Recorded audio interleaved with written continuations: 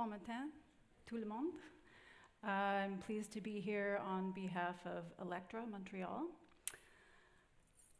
Futurecraft, hashtag Futurecraft, is an emerging genre of research creation that encompasses a number of traditional material maker methodologies merged with the tools and methods of scientific technological advance. So in this presentation, I will show you a few video works along with micrographs and other images to form a didactic visual narrative about processes of mammalian tissue culture on hand-woven protein scaffolds. This process, which I developed as part of an artistic project named Biomateria, Biotextile Craft, sits at the intersection of textiles and biological science in the transdisciplinary application of traditional craft processes to biotechnological laboratory protocols. And one video specifically shows the wet weaving process followed by seeding live mammalian cells onto the scaffolds. This performance with adapted tools, protocols, and the long-term growth of new hybrid life forms, as well as the presentation and display of these processes and experimental results, are unconventional outputs for both science and craft. Wet weaving is an aseptic, hands-on process invented out of life and death necessity. The tools and materials used for biotextile tissue engineering, a method of fostering cell growth onto living tissue layers onto an underlying hand-woven structure, the scaffold, must be completely sterile in order to avoid microbial contamination. And the human body, a complex holobiont of bacteria, fungi, and yeasts, along with what we consider uniquely human material, represents a threat to the health of a single biotextile in a petri dish. This necessity for asepsis dictates the tools and methods and even philosophical frameworks for weaving and runs counter to what we consider hands-on. Situated within the frameworks of feminist, performative, and research-based practice, this work analyzes the craft of tissue engineering as a form of haptic epistemology, and that is an embodied enactment, mimicry, and redesign through creative and scientific means of the inherent haptic intelligence of the body and its biological systems of growth, repair, and regeneration. So I'll highlight 4 years of biotextile tissue engineering research and artistic production conducted during laboratory-based artist residencies. And I'll talk about the resultant artworks that seek to generate an artistic and aesthetic knowledge base stemming from and centered on the shared labor of physical laboratory experiments with semi-living mammalian cells. And this will include a discussion of all of the bureaucratic roadblocks that sought to restrict this kind of research. And then I'll follow this up with a brief introduction to recent research that I've been doing with other microbial agents as well, mainly bacteria, in the production of other biotextile works. On November 5th, 2015, Montreal newspaper Le Devoir published an article entitled "Machines and Men." And in this article on human physical relationships with art and technology, they reviewed my exhibition, Biomateria, which was then current at the Faculty of Fine Arts Gallery in Montreal. And the author of the article stated that visitors were invited to put on gloves and handle what could very well be human remains or human waste. And so the materials in question were cultured mammalian cell lines, both human and animal, which had been obtained from one of the laboratories where I worked. And the exhibition included numerous tissue engineering experiments with what I had successfully technically developed through wet weaving, cultivating mammalian tissue growth on and encompassing hand-woven textile scaffolds in vitro. So the first image that you saw here shows a CO2 incubator that I built with a peristaltic pump system. It's running on 2 Arduinos. You can see in the flask on the side is the nutrient media. One of the pumps is pumping the nutrients into the bioreactor inside that contains the biotextile, and then another pump is pumping the nutrients out. So it's functioning essentially like a stomach would function. And so this forms an electronic body for the living tissue that's growing inside. Also inside the incubator is a digital microscopic live feed video. So that's what you see on the screen outside that shows the tissue formation over time. Of course, it's not within the human time scale, so what you're seeing essentially is the nutrient media flooding over the tissue in formation. I had the laboratory under video surveillance, and this fed out to the reception area of the gallery so that visitors became the specimens under observation. So these hybrid forms, or more generally, bodies, speculated to contain human remains, were, through the choice of media phrasing, spectacularized as abject objects. And for me, this called into question not only our notions of what is categorically human in different contexts where bodies are presented, but also our negotiation of live or once living material, particularly in art contexts. These same materials are not treated as quite so abject or quite so human within regular laboratory contexts, but more so as standardized research materials of human origin. Cell lines are alphanumerically categorized in a non-referential way so as to depersonalize and thus not empathize with the original person whose body was biopsied to obtain them. And biopsied materials no longer belong to the person they came from. In my case, I was working with osteosarcoma cells from 2 young preteen girls, osteosarcoma being bone cancer. So these cells instead become non-autonomous material objects, whether they're kept live or not. And neither quite so disenfranchised nor quite so spectacular, I refer to the live microorganisms used in my work as vital materials.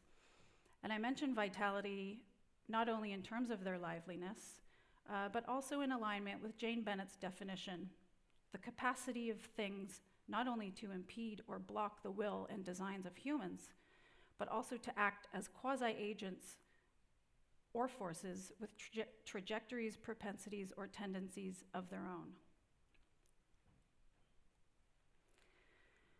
So now I will address the fear and mistrust that not only reflects a perceived lack of competency with biological materials due to my being a female textile artist, but also how it acts to dictate the form that my work must take in display contexts. So in the Biomateria exhibition, I exemplified the extra labor and trust required of the bioartist to not only work with fairly innocuous materials, but also to display them publicly. So here you can see I was required to display a biosafety level 2 biohazard permit that had authorized me to establish the mandatory containment lab within the gallery, designating me as the principal investigator of the black box. Additionally, I was tasked with keeping all of my various biosafety certifications on site, representing several hours of extra training in the proper handling of live materials. So not only did these certificates have to be present within the gallery space, but so too did certificates of other lab users who served as backup if I couldn't be reached in the event of a biohazardous incident like a fluid spill, which did happen. Also required to be visible near the black box was an alarmingly brightly colored biohazard sign. And this sign publicly identified who was responsible for the potentially biohazardous materials and how to reach them directly by phone. So my phone number was displayed in the gallery, and what personal protective equipment had to be worn in the gallery. So I wore a digitally printed silk version of this biohazard sign in the form of this crudely constructed dress in order to indicate to gallery visitors I interacted with that human bodies, their bodies, in fact, posed more of a threat to my work than it posed to them. So After this exhibition, I was invited to attend the Public Health Agency of Canada's first ever DIY Bio Summit. And this was an initiative put on by the Government of Canada to address the wildly growing DIY bio movement and to get a handle on the unregulated use of biomaterials. And so this was another opportunity for me to perform my biohazardous self via the dress, but ironically, I was not allowed to showcase any live materials, meaning my biotextiles, during the DIY Bio Fair. In another gallery context, I was required by the director to procure a certificate of non-pathogenicity.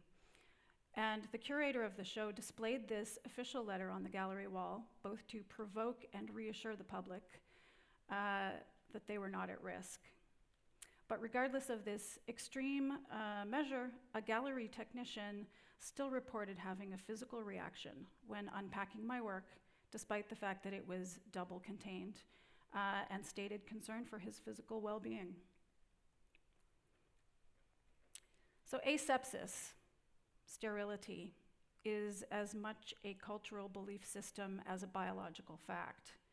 The purity of the lab, its systems of regulation to ensure sterility and containment are based on not only scientific notions, but also a wariness towards the forces of nature, an understanding of the natural world based on a lurking background religiosity that sees the body as a site of spiritual contamination or the contamination of the logical categorization of things. Keeping distance is the sanctioned protocol for working with biological materials through architectural, bodily, and bureaucratic barriers, as well as psychological barriers to the extent of what I call emotional asepsis. An emotional asepsis can lead to a sensory handicap, as in a lack of feeling or a lack of empathy for the material. I've examined and executed Biomateria, this body of work, through two distinct but related feminist threads.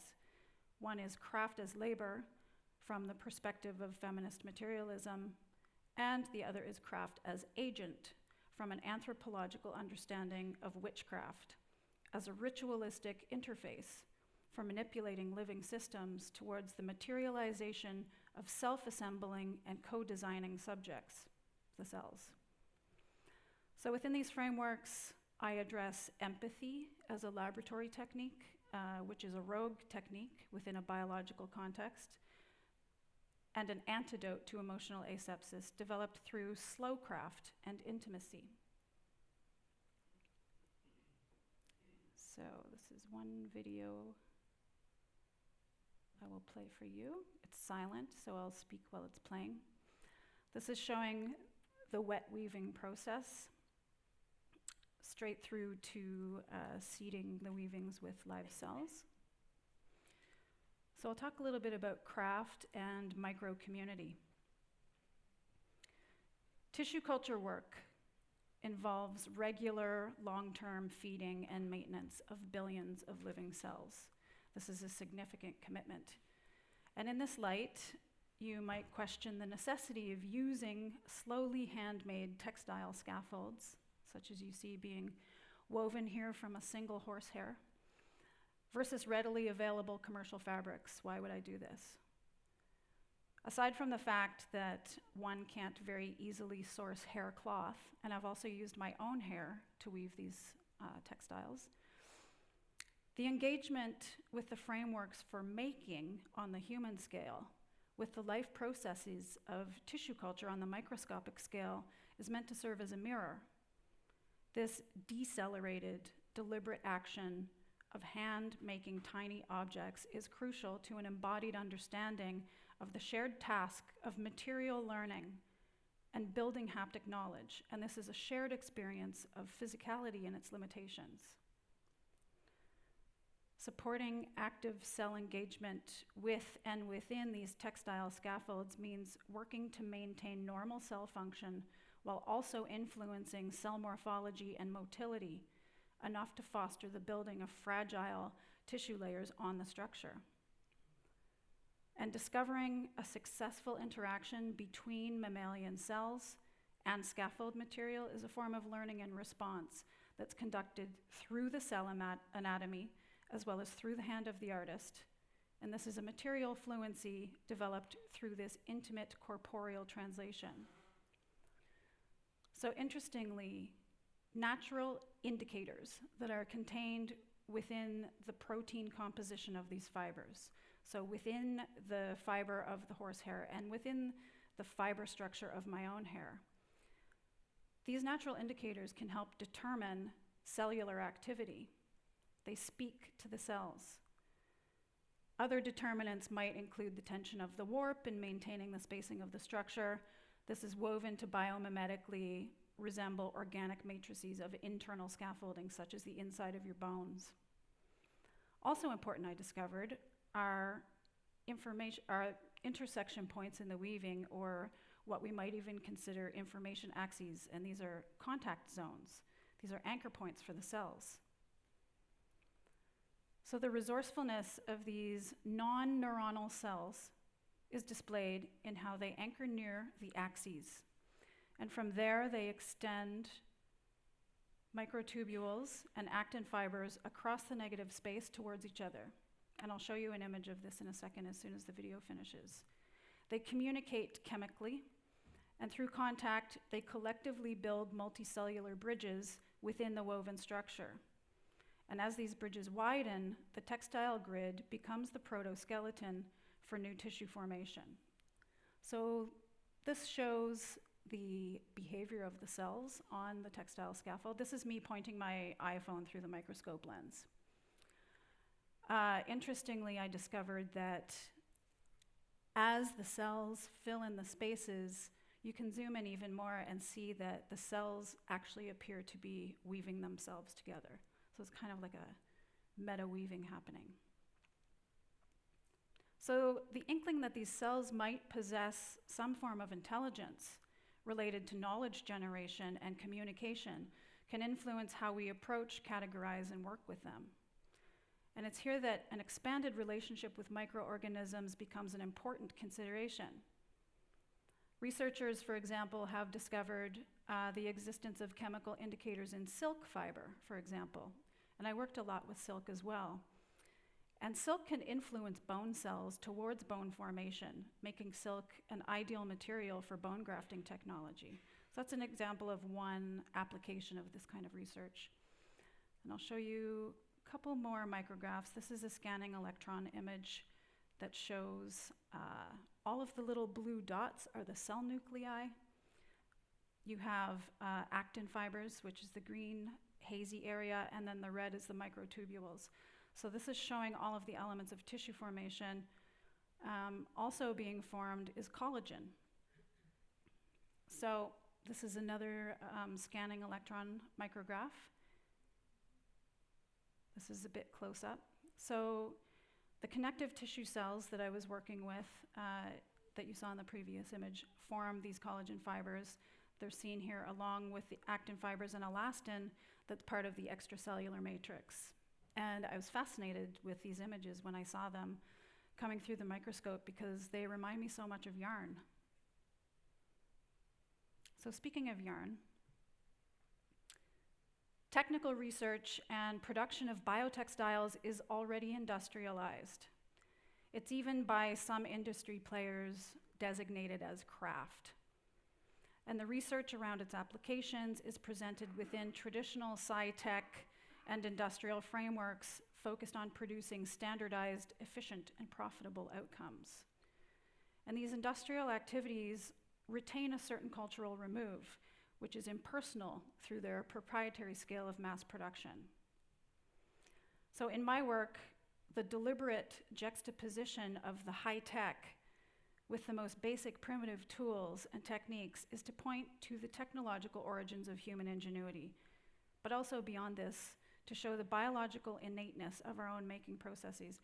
And these are historical images of textile mill girls, and I wanted to include this image because these were not only mill workers, but they also formed these collectives and communities within the mills, and with the intention of increasing their access to learning through each other, through sharing their knowledge resources, to the point of forming a political movement. So creative iterations of biotextiles, such as mine, simultaneously from outside and subversively from within the biotech research model, have been taken up by artists, particularly women artists, whose work references the traditionally feminine domestic labor of textile arts in questioning objective modes and sites of biotech production. And the Biomateria project, like some of the biotextile projects before it, is interested in the extended idea of relationship formed via labor between human and non-human, specifically how to personalize and politicize the metaphorically cultural network that is the site of productivity in the materials. And here I'm referring specifically to tissue culture. So weaving is synonymous with community. I think we all know that, and its relational aspects. And ideas that stem from Marxism place the value of materials as directly connected to the social aspect of production. So how many laborers did it take? How many hours of their labor to produce it? And this direct value designation system displaces value as being related to the end use or the pleasure that the owner gets from it, and instead recognizes the principality of the labor. So this is a perspective that I'm applying to my biotextile production as well. And the gist of the feminist materialist dialectic has been a focal shift towards the materialist substructure, particularly the role of community networks in shaping and maintaining socioeconomic and cultural production. Feminist materialism looks at the ways in which women in communities share and generate resources through their material practices, often as alternatives to the dominant economic system. And artists have taken up these ideologies of the material turn to not only refer more literally to empathetic relationships with their artistic materials. I'm sure you've all heard an artist say that their materials speak to them. But also to think politically about the labor of art making and the value of production. And this conflation with feminist materialism comes from not only looking at art and craft production and the cultural worker as marginal, particularly in contrast to prevailing technological accelerationism, but the relationship of being hands-on with materials in small-scale production reflects a similar need for community building and knowledge sharing through creative networks. So a culture of cells is a microecology. It's an environment, it's a community, and it's a center for knowledge and material production processes. And to consider the agency of a culture of cells within their microecology as a political force in terms of its influence over production, my production, is an informative alignment with a feminist appreciation for the value and power of slow craft and labor that's centered within a bodily framework. Upholding the relevance of the labor of craft is an important reflective aspect of my biotech production, and it's part and parcel with recognizing craft as agent and agency through craft. So the witch in the lab coat. As a form of feminist deviance from the hierarchies of cultural norms, the witch is the artist. She is the disruption of the standards of institutionalized control over bodies. And she shifts form through the boundaries of categorization, knowing no limits for bodily engagement. She refuses containment. So the figure of the witch is both a traditional knowledge keeper of life systems and a pre-existing grassroots pharmacology, an embodiment of the uncontrollable natural world. And she empathizes with and understands and is one with the powers of nature, and thus moves them. They become her tools and materials in performing what we might call magic or witchcraft. And from an anthropological point of view, magic is an interface methodology between human actors and non-human unseen agents. And principles of contagion predate these knowledge specializations such as epidemiology or disease control. Contagion magic, which is often performed as a textile-based craft, utilizes clothing or pieces of clothing or pieces of hair from a targeted person to persuade the unseen forces towards an outcome of wellness or disease. And this is a nascent means of biocultural influence. So the figure of the witch might share a lot in common with the mad scientist, where madness is a surrender of the rational self in the realm of the invisible or unexplainable, unprovable other. And the witch in the lab coat carries out her work partly through ritualized protocols, partly through empathetic technique via labor, intuition, imagination, and affectation within the fluid space of magic and its subtle potential for materialization. And so viewing work in the lab through the lens of witchcraft pokes at an already existing ritual performance and magical thinking in scientific practice. And the witchcraft framework also acknowledges that, as with some of the methodologies, the goals of science, religion, or spirituality all mean to do the same thing: explain the forces of life, extend or manipulate life, and negotiate human suffering.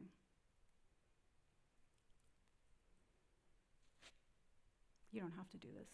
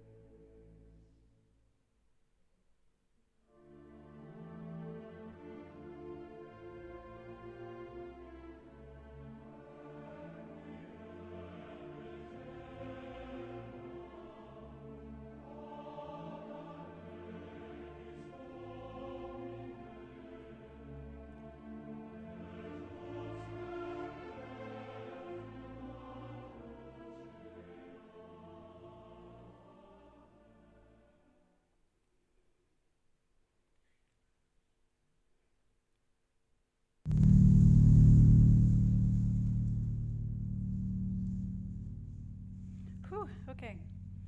So that's the serious part of my presentation over with. I want to spend the rest of the time talking about a couple of new projects that I've been working on over the last couple of years. These have been collaborative projects, working with different designers and teams of researchers. So what you see here is a garment made with bacterial cellulose. specifically Kombucha Cellulose. And this is certainly not the first time a designer has worked with Kombucha Cellulose. I think Suzanne Lee was sort of the pioneer in this field. But what's unique about this piece is that the patterning that you see is 3D printed from PLA at about an eighth of a millimeter, I believe. So super flat 3D print. This is what it looks like in production. So this is my lab at the Milieu Institute at Concordia University. And for a period of time in the lab, we had about 4 of these inflatable kiddie pools scattered throughout the lab, growing in various stages of growth, this bacterial cellulose. So my research shifted from working at biosafety level 2 to biosafety level 1. That was partly having to adapt my practice to make it more accessible to the students within an institutional context in order to keep the lab open at Concordia and justify its existence. So I started working with these other microbial agents. This is my collaborator on this project. This is a French designer, Théo Chauvery. He was doing his Master's of Design at Concordia University at the time. So we worked together on this project, and he is the one who designed those 3D printed patterning. So here you can see that we're birthing the Kombucha Cellulose out of the pool. It's been growing for approximately 6 weeks. Quite a thick pellicule at this point. And so it comes out of the pool a bit like a placenta. And then we allowed it to dry for, I think it took probably 3 or 4 days to dry. Now, the problem is that this material can sometimes be fairly durable and sometimes not. So this was the top of the garment, and over a period of months, it began to become very brittle and crack and fall apart, which is also beautiful. I do like that my art projects have a life cycle of their own. However, I was interested in pushing this a little bit further. So I worked with a conservationist, actually a textile conservationist, who would come into the lab, and together we successfully developed a formula treatment to treat the cellulose with that made it remain plump and pliant. It resists re-wetting. So this has been the #1 challenge for a lot of designers working with this bacteria cellulose is how do you keep it from re-wetting so that it doesn't just, if you go out in the rain, it's gonna absorb all of that water and fall off of you essentially. So we developed a formula, a secret formula, and I was able to manipulate the cellulose then into other textile forms. So the object that you see here, this is a really bad image, but this is a brand new work. It's a collaboration that I did with another bioartist named Tanny Duff. And this is in an exhibition right now at, I believe, DePaul University. There's an exhibition there that's been curated by Jens Hauser. And so what this contains is a biogas generator. This is part of Tanny Duff's Wastelands project. And so it's incorporating a wearable element so that you can wear your own biogas generator. And this is meant to use fecal material to generate methane to power whatever electronics you have. So that's sort of where this project stands now. I'm still developing this formula further, but I'm pretty happy with where it's at now. The other new work that I've been doing is with a team of researchers. We are calling ourselves the Bactinctorium. And what you see here is textile dyes that are produced by culturing pigment-producing bacteria. So on the left, these lovely purples and fuchsias that you see are generated by a bacteria called Serratia marcescens. And it's also known as the blood of Christ. It's a really interesting microorganism. It's responsible for when religious statues cry tears of blood. You may be familiar with it, in fact, because it grows in your bathroom as pink shower scum. So, if you have a dirty bathroom and you have little areas of pink appearing around the tile grout, or maybe even in your toilet, you could swab it and culture it on a petri dish and dye your clothing with it. So that's what you see here. The one on the right is a freshwater species of bacteria called Voix indigofera. And this typically grows in water that's been contaminated with iron. So you might find it where some old cars have been dumped into a lake or something like that. It loves iron. And so we've been culturing this to extract its indigo. So what you see here is us essentially culturing this bacteria over laser-cut mylar stencils and then using those patterns to print onto silk and other fabrics. We are also experimenting with what I'm calling petri dish shibori. So this is, again, co-designing with these microbes, where I'm incorporating traditional shibori techniques with the design tendencies of the bacteria. And so there are controlled areas of design and random surprise elements of design. And this is different than regular textile dyeing because the bacteria, well, this particular species, will only produce and deposit its pigment where it's exposed to oxygen. So it's an aerobic bacteria. So anywhere you see color, that's where the fabric has been exposed to oxygen. So this is a liquid culture that I put onto the fabrics, and this is what happens. This is what it looks like when you streak it on a plate. And this is the other bacteria, the Voix indigofera that I mentioned. What's unique about this bacteria culture is that it's being grown on menstrual blood as a nutrient media. So menstrual blood contains a lot of iron. This is an iron-loving species of bacteria. And blood agar is a standard scientific nutrient media. However, it's typically sheep's blood that's used. And so in the spirit of true DIY bio and feminist laboratory approach, my team and I all collected our menstrual blood in a menstrual cup, froze it, and then brought it to the lab, diluted it, and created these blood agar plates. And we weren't sure if this was going to work, but the bacteria was very happy to consume it. And interestingly, there were also bureaucratic barriers around this as well. Working with your own menstrual blood in the lab, we had to go through this rigorous